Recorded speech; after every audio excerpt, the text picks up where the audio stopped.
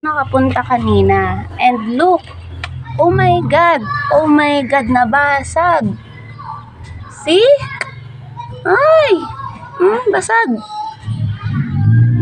Tapos ito, ayun, pabasag na din.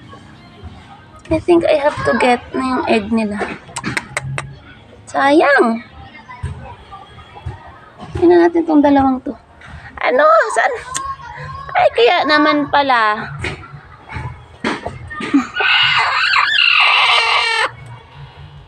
Wala nang itlogan si ano. Oh, isa lang yan eh. Ano yan? Naglilimlim ka na? Kailangan ko ng anuhan ng itlogan si Princess. Ayun, may egg ulit. Basag. Sayang yung eggs. Oh my god. Naglilimlim ka na?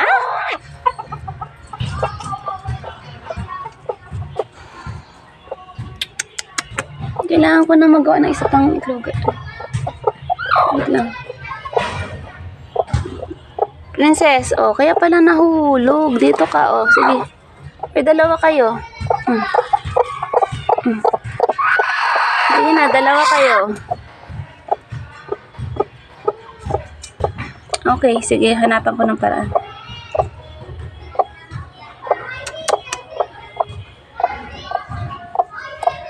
Mag-share kayo.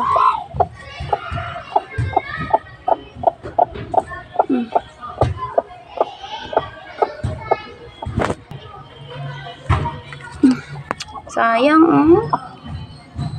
nabasag. Ito, basag din. Ito, basag. Nahulog kasi. Kaya, hindi kasi ako pumunta ng ilang araw eh. Wala naman laman yung eggs niya. Ayun, nagtabi na sila.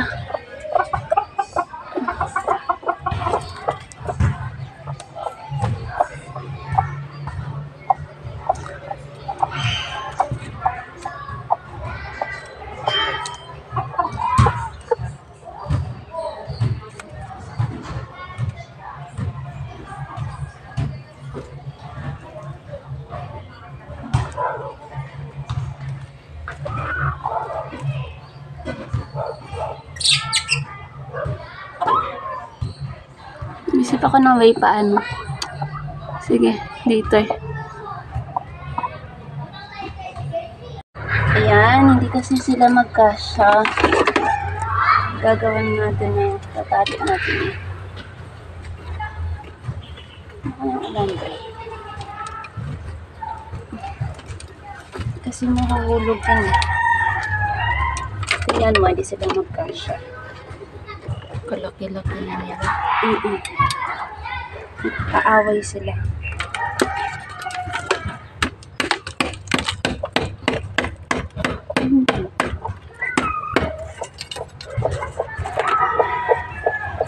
Wala akong pantalik kasi.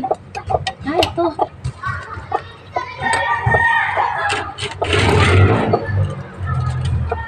Girl, lumipat na siya, girl.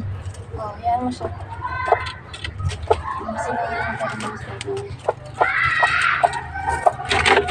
Mamaya pa lang.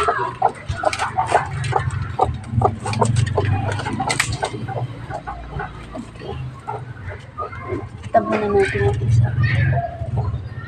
Tatali natin para hindi taob. Kasi baka tumaob.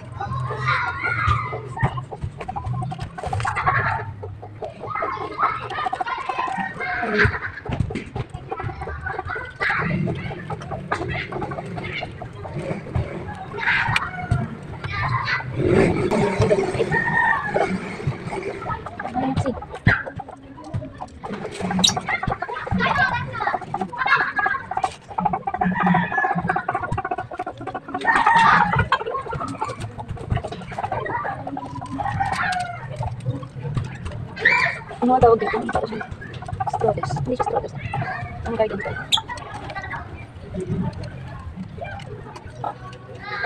Para hindi tumaob yung ito.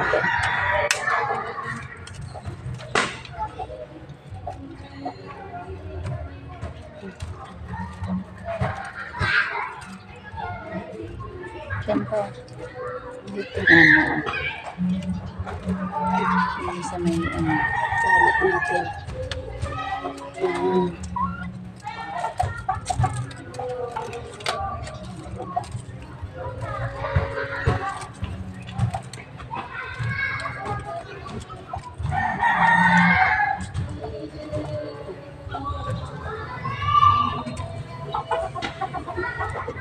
Ara? Okay.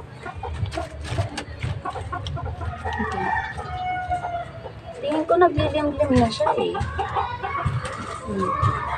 Ay! Meron nga. Hindi, dalawa. Oo nga, Nakapag-egg na. Okay na to? Sa kanya kasi kailangan natin siya turuan kung saan siya mangingitlog. Para next time, alam na yan, nandiyan yung itlogan niya. Yan. Kailangan mo ituro sa kanila yan. Ito lang, princess. Yan ka na.